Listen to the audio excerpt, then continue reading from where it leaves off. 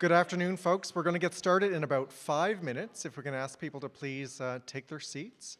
And we'll also ask that you please not record the entertainment this afternoon. Thanks so much.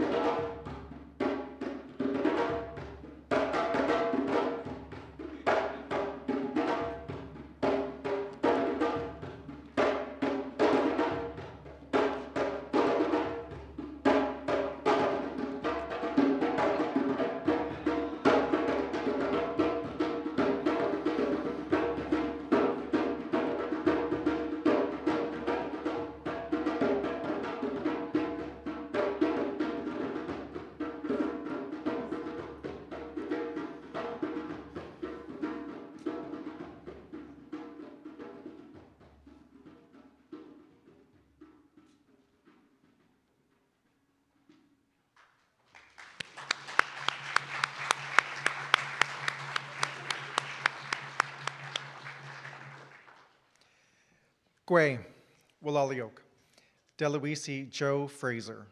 Hello and thank you all for joining us this afternoon. My name is Joe Fraser. I use the pronouns he and him. I'm the Director and CEO of the Nova Scotia Human Rights Commission. And it is my honor and my privilege to welcome you all to the 2024 Nova Scotia Human Rights Awards. Those of us gathered together in person this afternoon are in Paul O'Regan Hall of the Halifax Central Library in Jibuktuk, Halifax, which sits in the territory of Mi'kma'ki, the ancestral, unceded territory of the Mi'kmaq Nation, which is governed by the treaties of peace and friendship. Mi'kmaq have made this land their home since time immemorial, and they are its past, present, and future caretakers. Despite this, the pursuit of colonialism has resulted in stolen lands, encroachment on sacred territory, cultural genocide, and oppression that has served to advance the lives of settlers at the expense of the Mi'kmaq. It is in the context of this history that the Nova Scotia Human Rights Commission seeks to address the persistent, systemic, and institutionalized discrimination resulting from the ideals of white supremacy. As we build upon our work to address the harms of colonialism, we do so in the spirit of truth and reconciliation, drawing upon the resilience and the commitment of our forebearers to guide us in our important work to protect and promote the human rights of Nova Scotians. The Commission's origins are also rooted in the work of African Nova Scotians, who have been present in Mi'kma'ki for more than 400 years. Rooted in the history of slavery and legislated segregation, African Nova Scotians came together and coordinated and fought against institutionalized racism and discrimination and oppression, which led to the creation of the Nova Scotia Human Rights Commission. We honor and embrace Mi'kmaq wisdom, such as Insinogama, meaning all my relations, which values the inherent interconnectivity of all things, as we strive to foster relationships based on respect for one another's inherent dignity. The Commission seeks to bring medicine and healing to all communities. I invite you to join in this work with humility and optimism for a better future. In Sonogama. Now I would like to invite Elder Joe Michael to open today's event.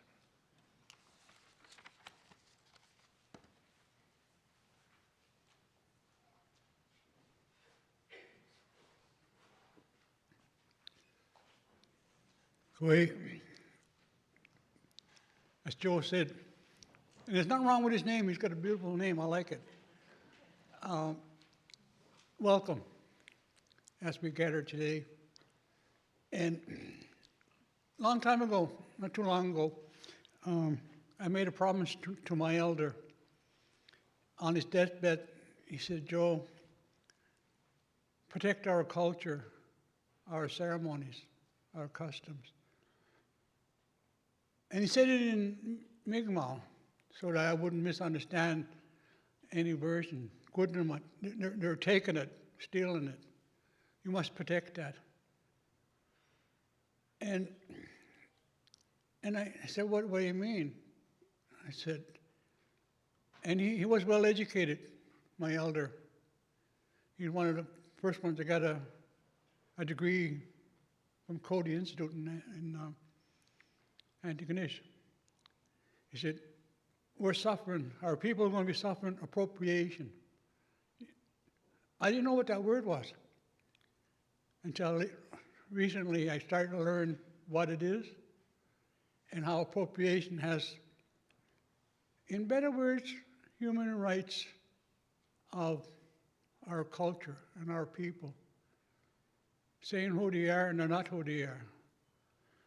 But I wanted to pass that message on by having proper elders or First Nations people, because we are in the Mi'kmaq territories. And that's something that I promised my elder I would pass on. Now, I want to do a welcome to everybody, but I want you to, if you wanted to, you could close your eyes, but you're going to listen to the heartbeat of our ancestors.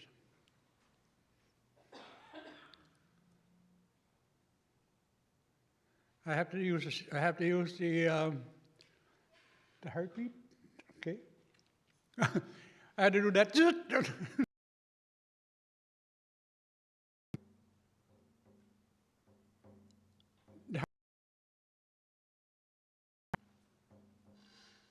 So when it was in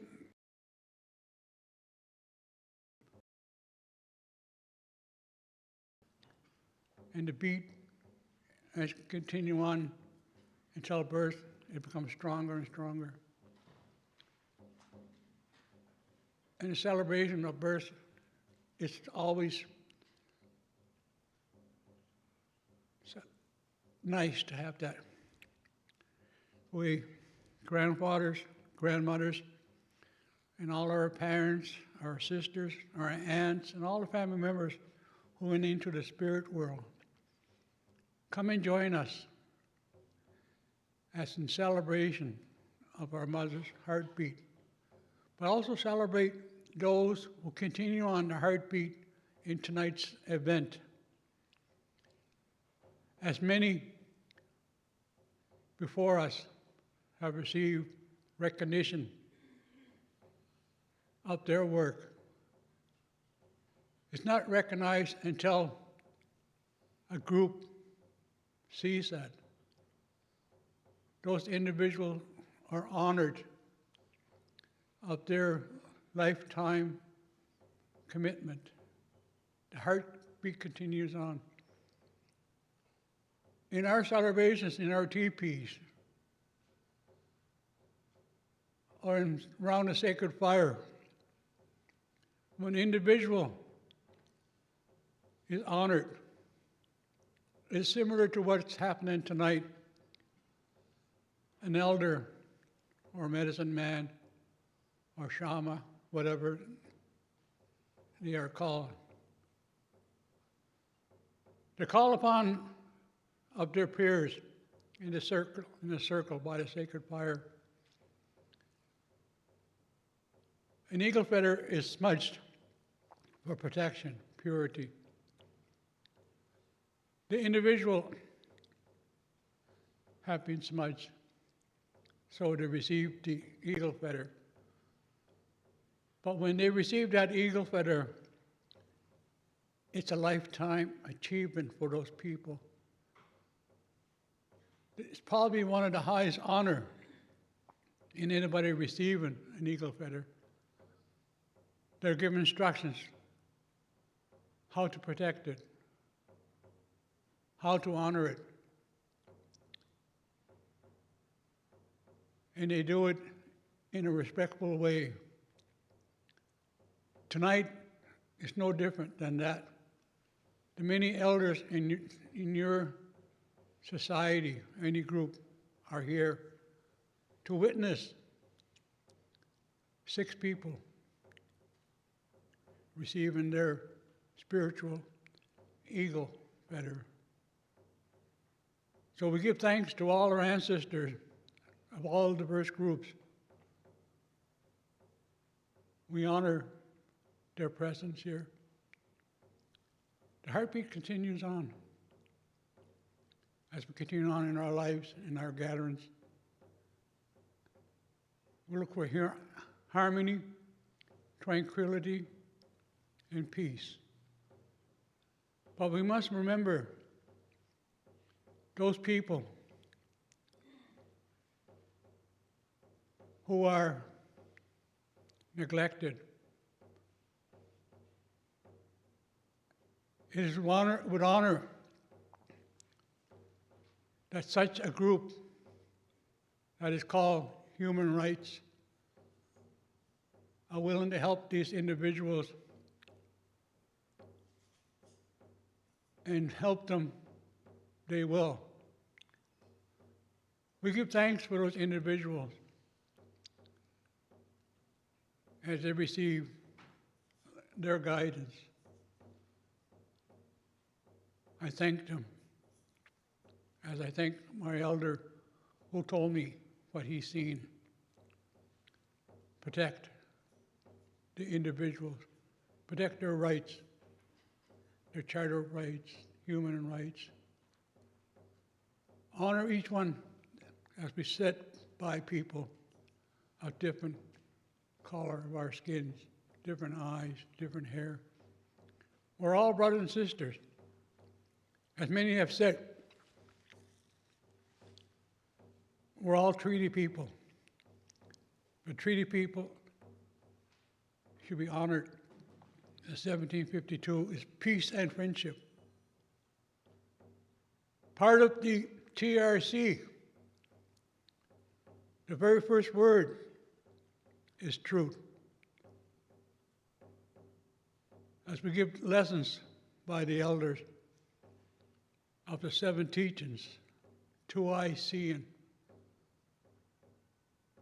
Sometimes we become clouded in those words, but when we remove the clouds, those 7 teachings will come very focused. And you understand more about the 2 eyes seeing. I look through your eyes, you look through mine. So we honor each of us, everyone. As Joe Fraser said, in Sip Nugama, all my relations, Wallalin. Thank you.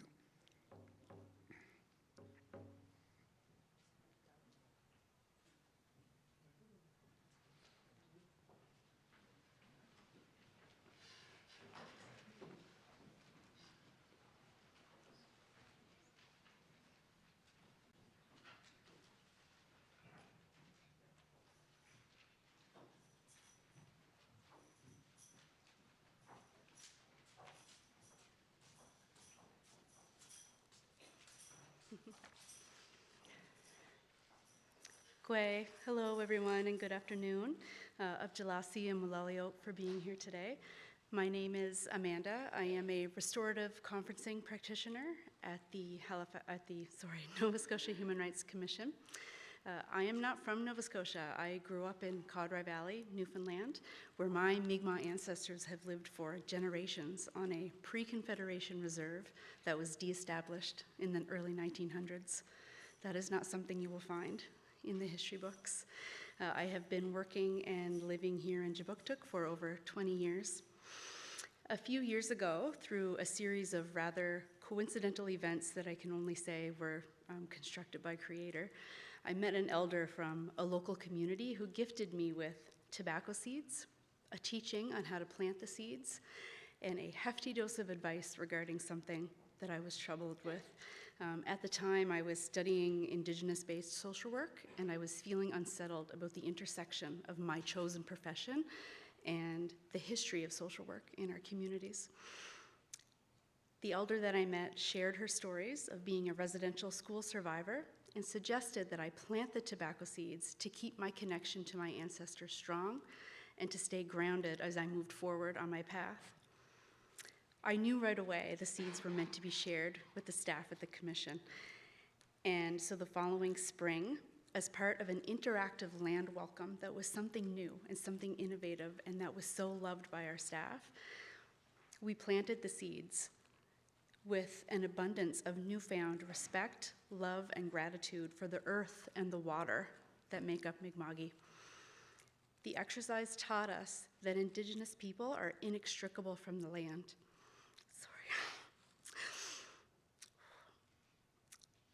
It is 13,000 years of our ancestors' flesh, blood, and bone that make up the very soil we stand on today. Mi'kma'ki is alive with the spirit of our people, and we felt that watching our tiny seeds grow into thriving, medicine-giving plants was proof of that. Elder Joe, I want you to know that the women at the commission, Angela and Nicole and myself, are working very hard. We're working tirelessly to indigenize our work beyond a two-eyed seeing approach into a practice that is truly Indigenous-based, and we feel fully supported by the commission in our endeavors. Elder Joe, thank you so much for being here today and for listening to this story, and I would be honored, we would be honored, if you would accept this gift of tobacco and seeds from our harvest.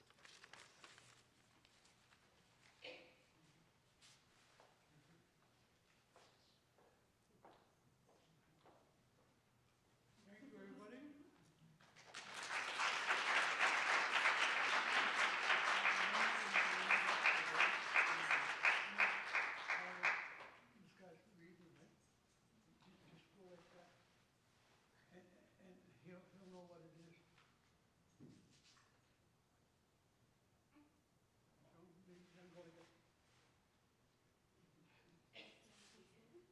Can you see? No, you can't see, can you? It's the sign of the spear and the handshake. Where is he? Okay?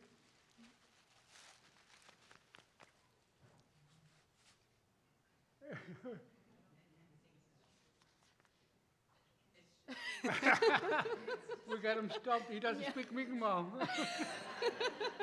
It's a bear sign. It's a bear sign. It's high sign. Anyways, bear. Okay, thank you. Okay, thank you.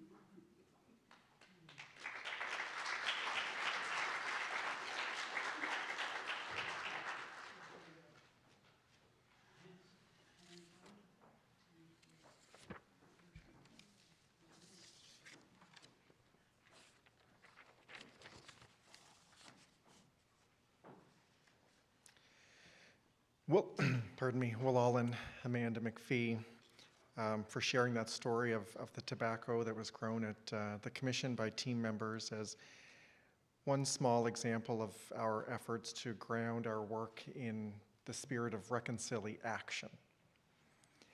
Amanda, as she mentioned, is a really integral part of the commission team leading our work to bring early resolution to discrimination complaints that come before the commission. Willal and Elder Joe for being present with us today and for that really meaningful teaching. Thank you. Thank you also to the drummers from home. I don't think we have all the drummers with us today, but we certainly have some great representation. So the group as a full group is Ayo Aladejebi, Sobaz Benjamin, Khalifa Jallo Hamilton, Wayne Hamilton, and Robert Leake. Drummers from home, we're so happy to have you back with us again for the Human Rights Award, so thank you so much.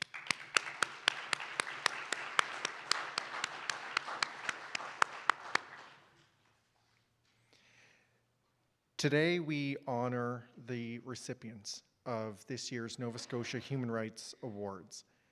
They are leaders in their communities and in our province, and they are all champions of human rights. I would like to welcome this year's award recipients, and you will meet all of them shortly.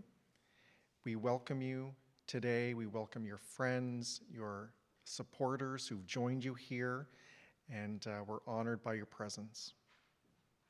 Welcome to Public Service Commissioner Melissa McKinnon, who's in attendance, and welcome to the commissioners of the Nova Scotia Human Rights Commission, whose diversity of perspectives and lived experience, community connections, and subject matter expertise really enrich the Commission's work. Welcome, Commissioners.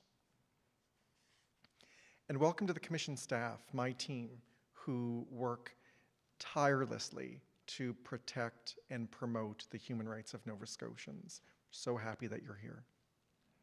Welcome elders, community members, and all those joining in person and online. We have made intentional efforts to create an accessible, inclusive, and decolonized space and experience for all those attending and participating in the awards ceremony today.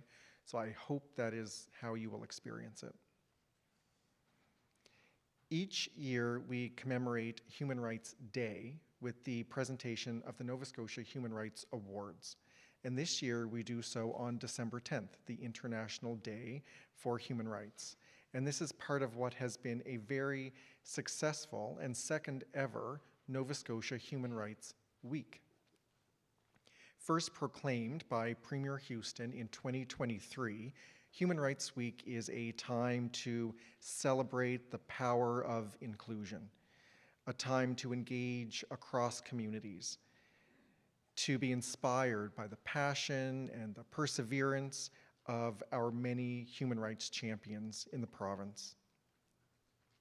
This year's events as part of Human Rights Week have included a number of panel discussions and talks featuring really dedicated individuals from public service, from communities, from academia, all tackling really difficult, systemic, challenging issues, really heavy and important topics, tackling things like the legacies of colonialism and other systems of oppression, but also showcasing the potential that each one of us have to disrupt the status quo and influence positive change.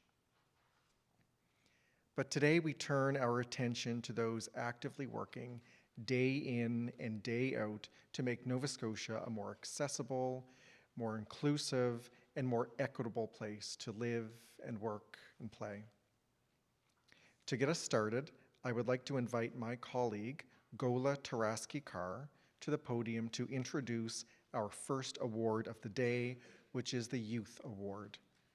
Gola leads the work of promoting and advancing human rights as the Commission's Director of Race Relations, Equity, and Inclusion. Please welcome Gola.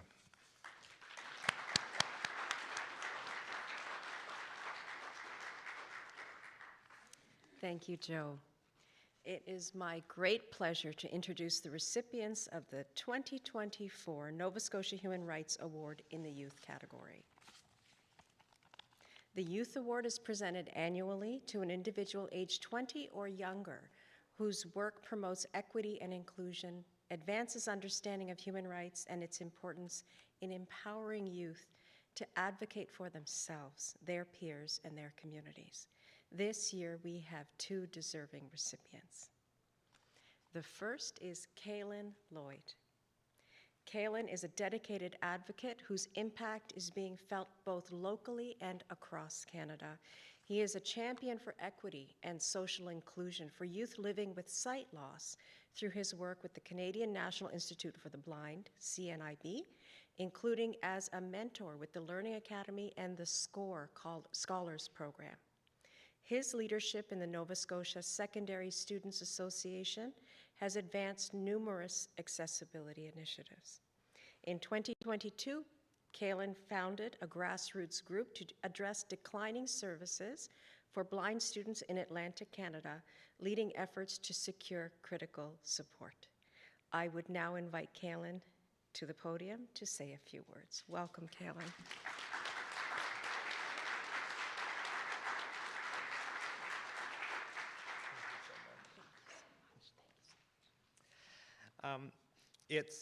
It's really an honor to be here. I've always been really interested in community work, and because it's so personal to me, very passionate about accessibility. About a week ago, I gave an address at the Mounts event for the International Day of Persons with Disabilities, talking about the systems of oppression working against students with disabilities in academia. But my passion is really about youth. And perhaps that's because I am, or at least like to think that I still am one. I am very fortunate that I grew up with a lot of support and opportunities to succeed, support from my family. My father's here in the audience. And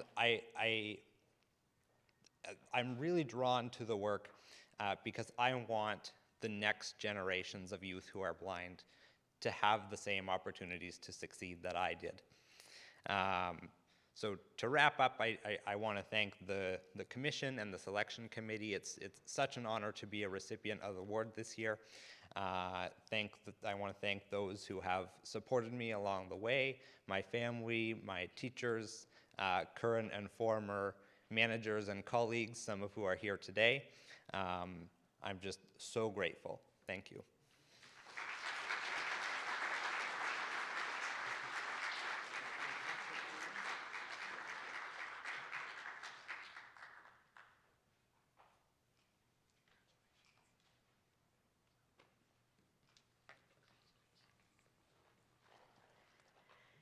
Our second Youth Award recipient this year is Gemma Bowers.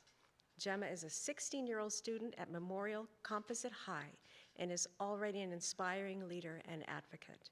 Diagnosed with autism at a young age, Gemma defied expectations, excelling academically with a 90% average while actively engaging in numerous volunteer and extracurricular activities.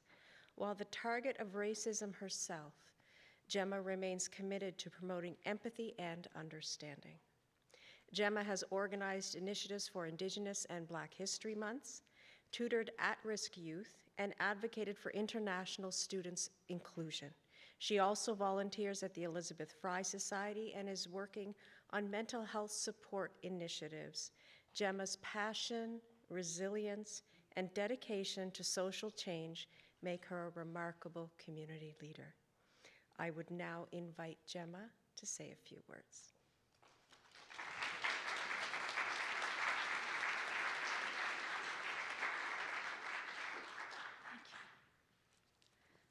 Sorry, give me a second. So when I was 3, I told my mom I wanted to be a rock.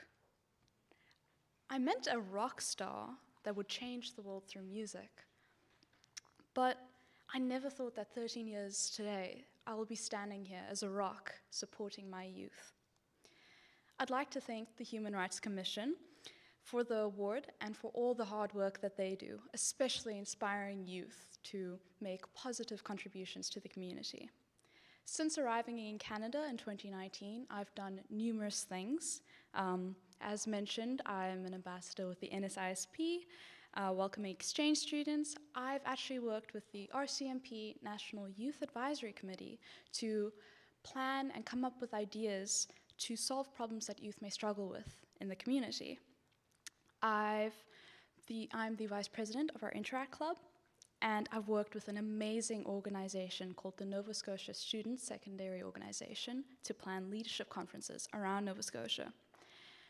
I found that activities and lessons for Black History Month were very repetitive, and I thought that there could be so much more that could be taught. So I took matters into my own hands. I reached out to our African Nova Scotian social worker and planned daily announcements, a Kahoot that everyone could participate in, made posters, and so much more. I took a Mi'kmaq class, and I loved learning about the culture and the traditions. And embarrassingly so, I did not know about Indigenous Month. So when I found out about this, I thought that there was more that my school could do. So I planned full calendar events that the whole school could participate in. I had worked with the cooking class to sell traditional Mi'kmaq bread. I brought in a speaker and someone to teach traditional Mi'kmaq games. I made posters, had daily announcements, and my favorite part, we held a school-wide smudging so that students who didn't even know what a smudging was got to learn about it and the importance of what it is. And this had so many people participating, staff and students alike, some that didn't even know some of these traditions, that honestly I was just happy to help. But to me, those are small things, because being a teenager, it's hard. We have access to information, but mental challenges are so much higher. Youth feel unheard, misunderstood, and even powerless. But I believe we are all capable of amazing things, and small kindnesses from day to day may seem small and insignificant, but it's the small things that add up to make a big change. I realize now that in a way, I am a rock that created ripples in the water around me. making changes and inspiring others to do the same. As Nelson Mandela said, education is the most powerful weapon in which you can use to change the world. Thank you.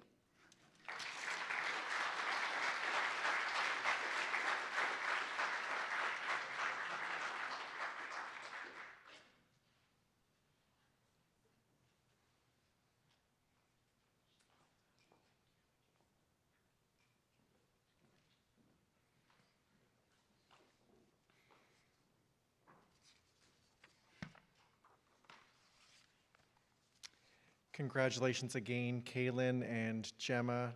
We all look forward to watching both of you continue on your very inspiring journeys. Congratulations. And thank you, Gola.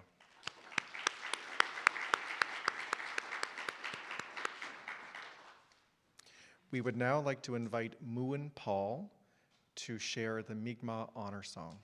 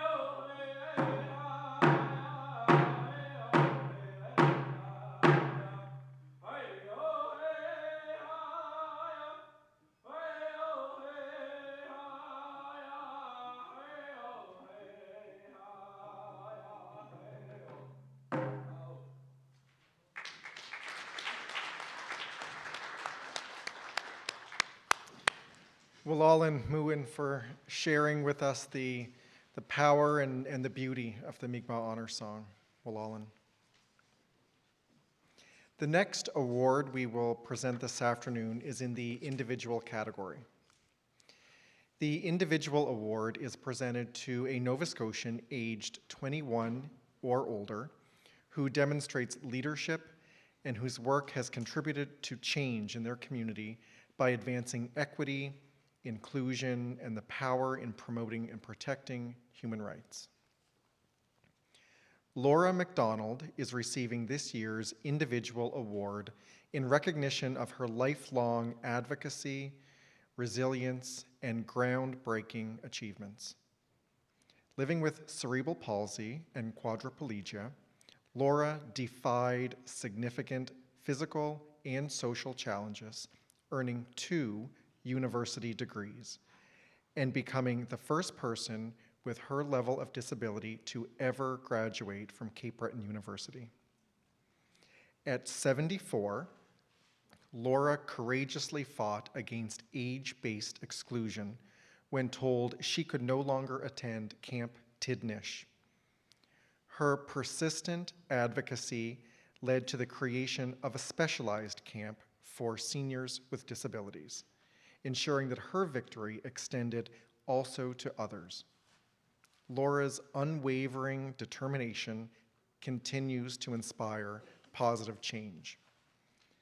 Laura's nomination for the Human Rights Award struck a personal chord with me because my stepsister, Megan, has also been a long-time camper at Camp Tidnish for over 20 years.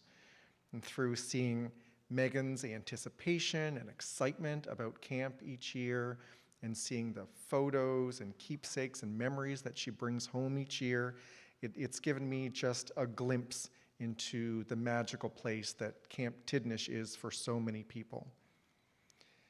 At this time, I would like to invite Laura McDonald to come forward to receive her award, and Joanne Bernard to say a few words on Laura's behalf. Please welcome Laura and Joanne.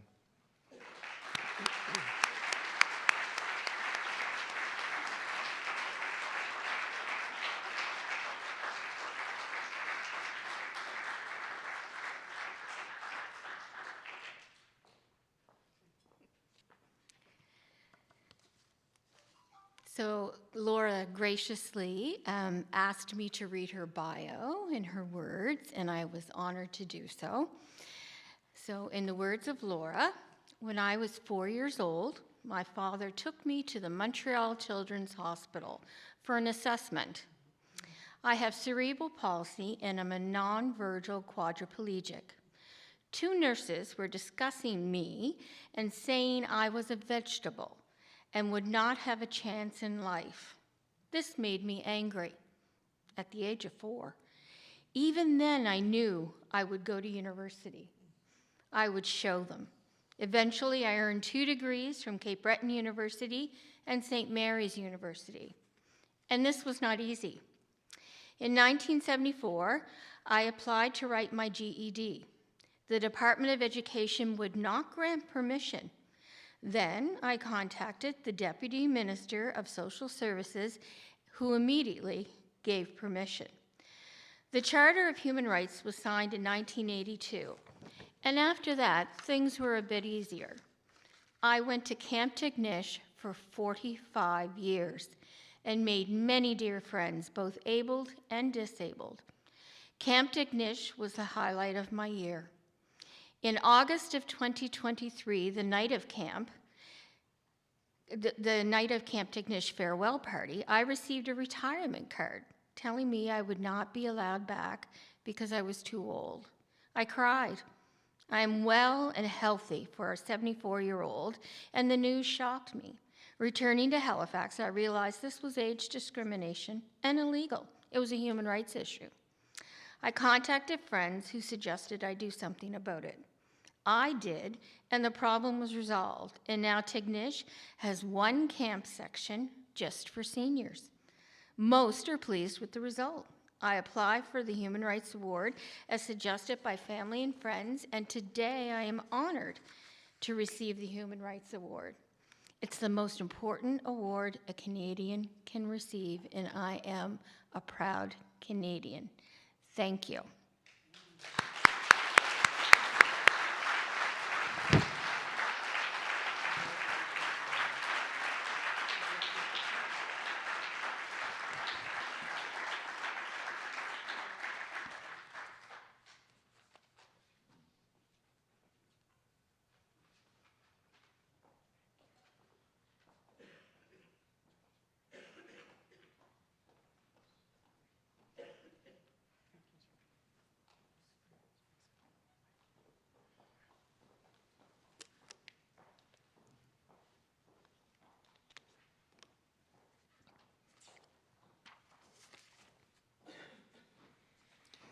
Congratulations again, Laura, and thank you to her sister Judy and to Joanne.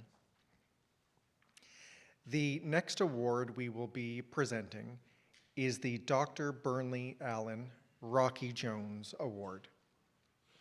Presented annually to an individual of African descent whose work reflects and builds upon the legacy of the late Dr. Burnley Allen Rocky Jones in championing racial equality, advancing justice, and fostering socioeconomic empowerment. Once again, I would like to invite Rocky Jones' daughter, Tracy Jones Grant, to introduce this award. Please welcome Tracy.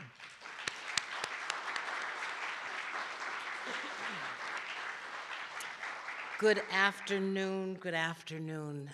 I always enjoy being able to present this award that's named after my dad. And so I always like to take a couple of minutes for those of you who don't know who he was to kind of give you a little bit of a feel about him. But this year, every year I say, I'm so excited because there's some relationship to whoever's receiving this award. But this year is also just as exciting as I talk a little bit about my dad and I think about who's receiving this award because they're both from the same hometown. So my father was born in the Marsh in Truro, Nova Scotia. And he was born to Elmer and Willina Jones. And so in Truro there are three communities, the Marsh, the Island, and the Hill. And my father grew up in the Marsh. And his connection and his roots to Truro were so strong. They were almost like the rod that held him up, the strength of who he was, the foundation upon which he stood. And one of the things that he said back in 2012 is that prejudice and the discrimination and the racism that he faced over his lifetime could have made him a hater. But my beginnings growing up in a small Black community filled me with such love and compassion for others that hate was impossible for me to internalize. That's Truro. That's the Marsh, the Island, and the Hill, the strength of those communities. And when I think about some of the things that my father's done, and I think about the recipient that I'm going to say a few words about, there's such a connection. My father believed in community, he believed in family, and he believed in justice. And I could say the same things for the person who's going to get this award. His work meant so much to him that he was also heavily involved when you talked about African Nova Scotians being foundational in the establishment of the Nova Scotia Human Rights Commission. My father was one of those knocking and banging on the doors. So I just want to say that it is a real honor to hand this award to Mr. Jude Kleik, who I know, who I'm honored to present this to, and who we celebrate. Jude is a lifelong resident of Truro and a respected leader and advocate for the African Nova Scotian community. He's a dedicated volunteer and mentor who's coached basketball across all age groups and skill levels, inspiring youth through his guidance. As a founding member of Community Strong, he fosters youth engagement and promotes intergenerational connections with the local community. Jude's contributions to the community include creating a men's wellness group and founding Truro's African Nova Scotian Justice Institute, which bridges gaps between community and the justice system. Again, the links, the ties. Jude's unwavering commitment to community building, advocacy, and social justice makes him a deserving recipient of the Dr. Burnley Allen Rocky Jones Award. Jude, I would like to invite you to come forward and receive your award and say a few words.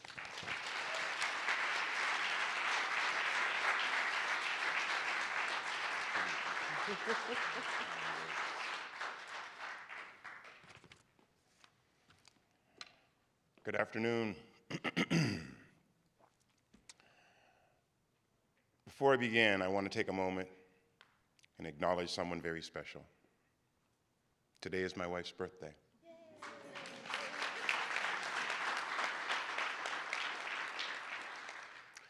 She's been my partner for almost 40 years and my greatest supporter. She's also just had her 5-year liver transplant anniversary.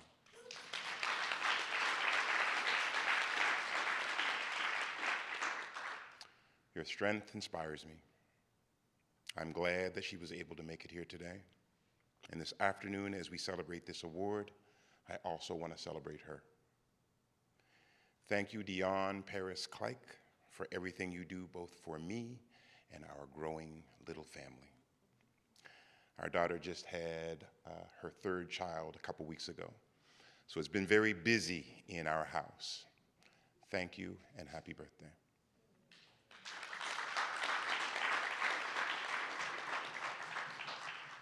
It's hard for me to put in words what it means to accept the Dr. Burnley Rocky Jones Award. Not just the recognition by the Nova Scotia Human Rights Commission and the honor that represents, but because of the name that it carries. An individual who's very, very familiar to me. Someone who embodies justice, equity, resistance, and the relentless pursuit of change. Rocky was not only a trailblazer, he was a revolutionary agent of change, an unstoppable force that transformed this province and influenced this country. His work challenged systems, empowered individuals, and inspired Black communities throughout Nova Scotia. Growing up in Truro, Rocky Jones was a local hero, not just to me, but to everyone I knew. He was a figure that was larger than life. Someone you read about in newspapers. You saw in black and white clips. Someone who was associated with Black power, with civil rights, and figures like Stokely Carmichael, Buffy St. Marie, and Miriam Makeba.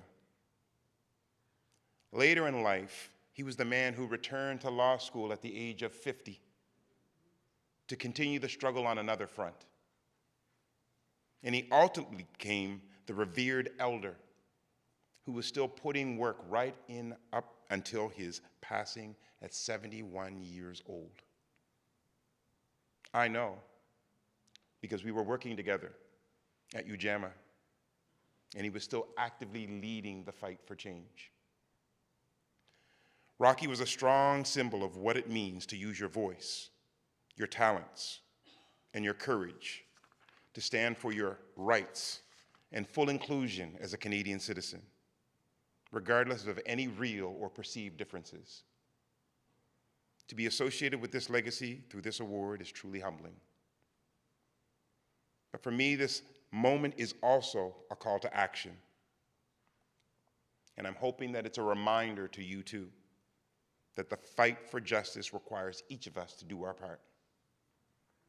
Whether it's mentoring, coaching our youth, advocating for systemic change, or simply finding ways to lift someone up, we all have something to contribute. I encourage each of you to ask yourselves, how can I be of service? What difference can I make? Much of what I've been involved in has focused on coaching, community development, advocacy for incarcerated men and women, and mental wellness within the Black community. I've seen firsthand how powerful it is to provide people with spaces to be seen, heard, and affirmed. It's a reminder that individual acts like living out loud, listening, collaboration, and serving others create ripples that promote meaningful change. In the words of Dr. Maya Angelou, I found that among its other benefits, giving liberates the soul of the giver. I truly believe that. Let us embrace the spirit of giving, not in the grand gestures, but in our everyday actions. Let's honor Rocky's legacy by showing up for one another as our best selves, through our ongoing personal development, through lifelong learning, by creating spaces and places to affirm and support all of us, and to challenge the systems that continue to hold us all back. Thank you for this incredible honor. I accept it with deep gratitude and a renewed commitment to the ideals that Brother Rocky worked so hard to realize. And if you consider the dark storm clouds approaching from the south, you know that the work continues, which is all the more reason to lean in and do your part. Thank you.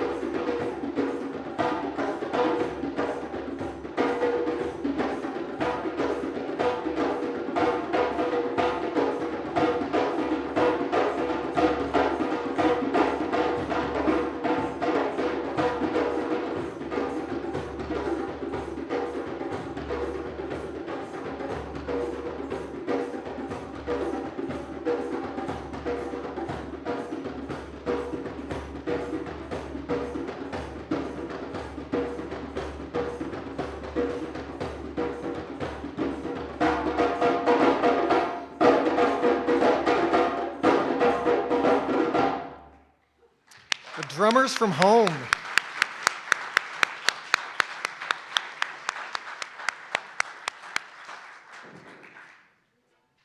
Thank you, drummers from home. And once again, congratulations, Jude. Our next award, the Woluwagwin Award, is presented to an Olnu youth or adult, group or organization whose work advances the rights of Mi'kmaq or other Indigenous people while creating a just, equitable, and inclusive society. Woluwagwin is a Mi'kmaq word, which loosely translates to mean congratulations. You are doing extremely well, and your work does not go unrecognized. I would like to invite Angela Doyle Faulkner to introduce this award. Angela is the Commission's Mi'kmaq and Indigenous Liaison and Education Officer, and Angela was integral to establishing this award. Please welcome Angela.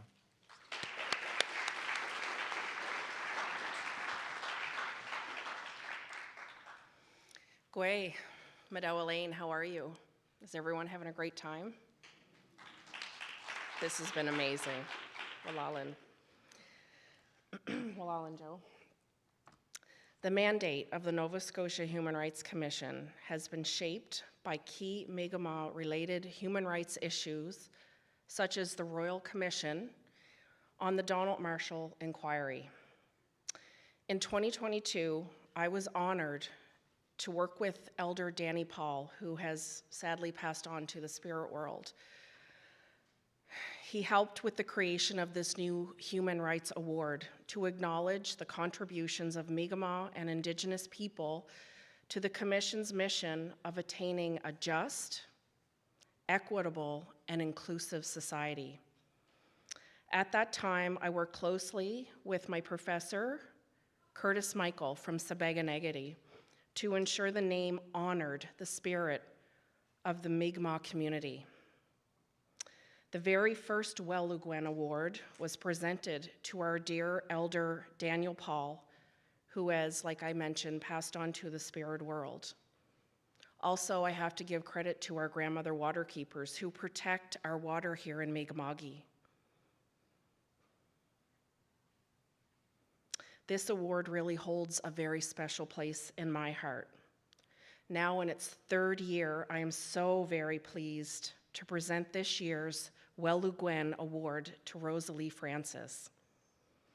Rosalie Francis is a distinguished advocate for Indigenous and Mi'kmaq treaty rights, whose extensive career in human rights research, education, and advocacy has helped and had a profound impact on our Mi'kmaq community. Along with her many accomplishments, Rosalie has worked with the Confederacy of Mainland Mi'kmaq to advance the implementation of the United Nations Declaration on the Rights of Indigenous Peoples in Canada. Otherwise, you might know it as UNDRIP. Throughout her career, Rosalie has empowered Mi'kmaq leadership with top-level legal expertise on self-determination, free, prior, and informed consent, and environmental justice. Her work has contributed to numerous justice initiatives, negotiations, and reconciliation efforts with both the Mi'kmaq communities and governments.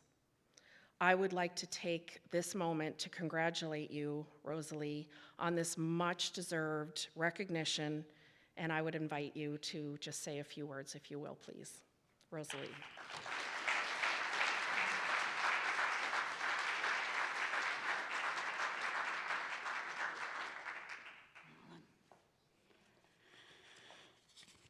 Well, I have a few words here. It won't be too long. First of all, Bilalio, it is an honor to receive this award from the Nova Scotia Human Rights Commission. The Woluwagwin Award, when I first saw it, I was just like, you know, it's nice to get a human rights award, but to be told Woluwagwin in Mi'kmaq, good job, is like the highest honor. So thank you, Bilalio. For most of my life, I have seen the struggles that we as the Mi'kmaq people have endured through various inequities. And throughout my lifetime, I have been an advocate for improving our quality of life. I have strived to ensure that we as the First Peoples of this land are treated equitably and with dignity and are able to occupy our rightful place in our lands. I had the honor for many, many years, especially earlier in my career, to work with a couple of well-known leaders. And I have to take a moment to acknowledge them. The first one was Captain Electeni, Lewi Eskasoni. And I worked with him for many, many years, and he became a very good friend. And he taught me so much about the importance of fighting for our rights for our people. And I have to acknowledge him at this moment.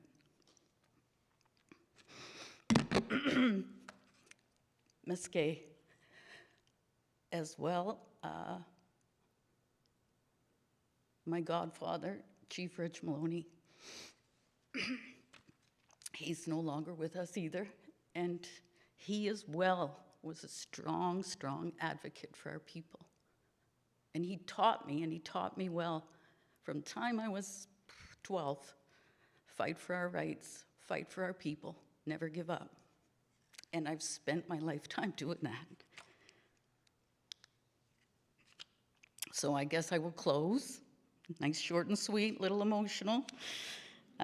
If through my efforts I have been able to move the goalpost for our people, even an inch, then I know that all of my work has not been in vain. Baxi Balalio.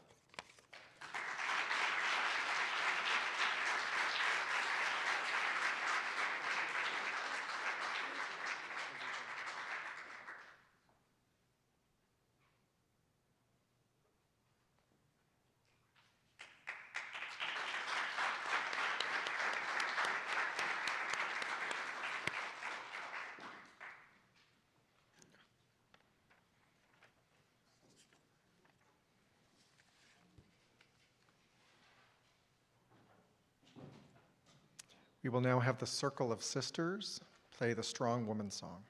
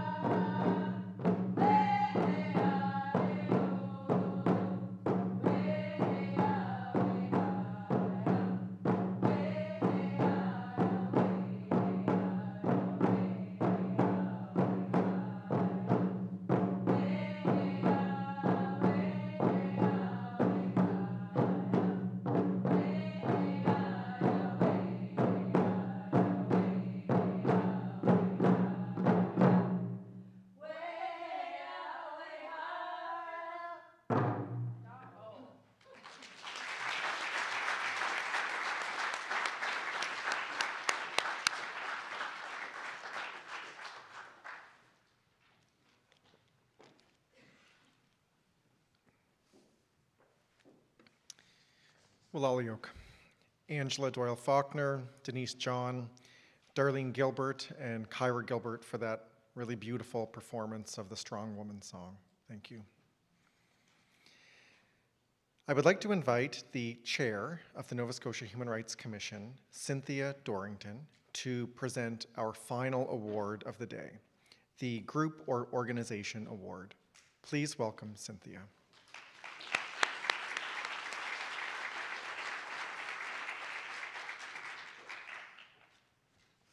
Thank you, Joe. It is my pleasure to introduce the 2024 Nova Scotia Human Rights Award recipient in the Group or Organization category.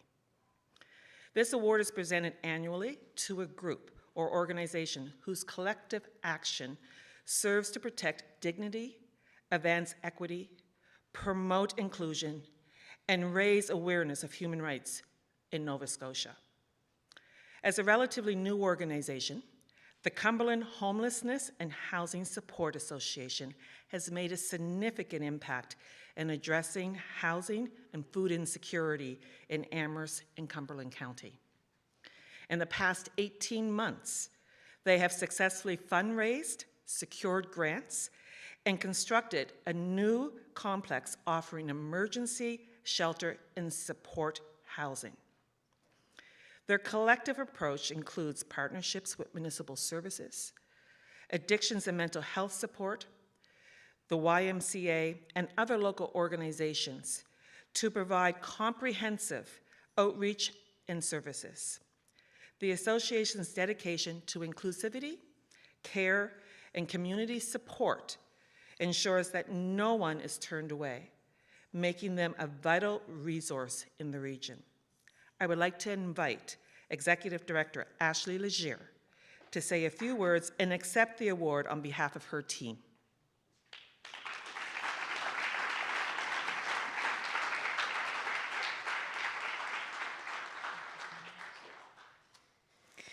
Good afternoon. Give me 1 second here.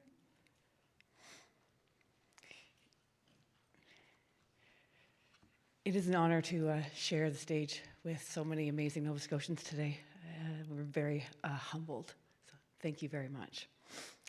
On behalf of the Cumberland Homelessness and Housing Support Association, we are deeply honored to accept the Nova Scotian Human Rights Award. This recognition affirms the importance of our shared mission, ensuring that every individual has access to safe, stable housing, and the dignity that it provides. This award is not just a reflection of our efforts, but is also the resilience and courage of those that we serve. It is a testament to the power of collaboration, community, as none of this work would be possible without the unwavering support of our volunteers, partners, and advocates. We dedicate this honor to those who are still facing housing insecurity. It motivates us to continue working tirelessly until homelessness is eradicated in our community. So thank you for acknowledging this critical work.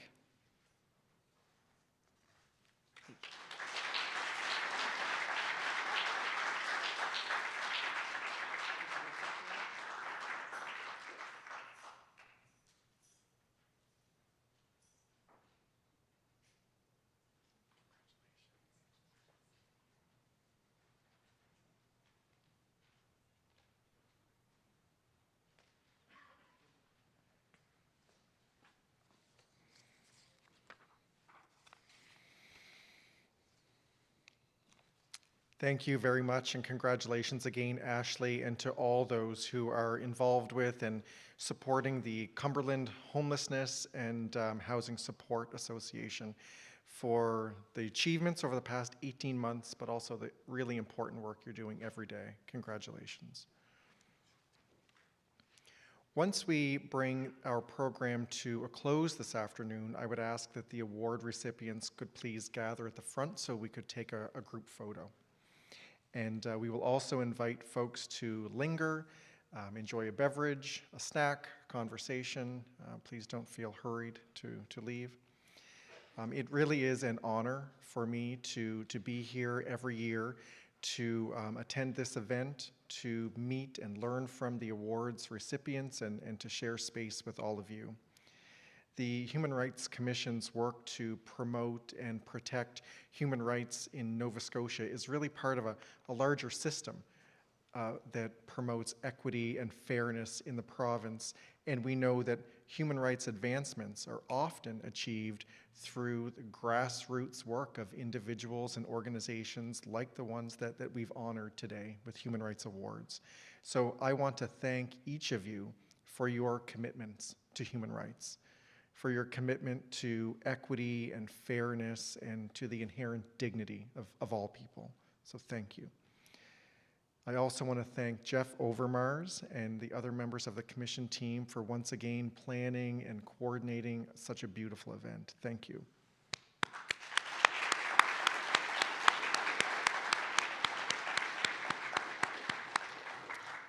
And thank you to all those who are attending in person and online. Walalioq. Thank you so much.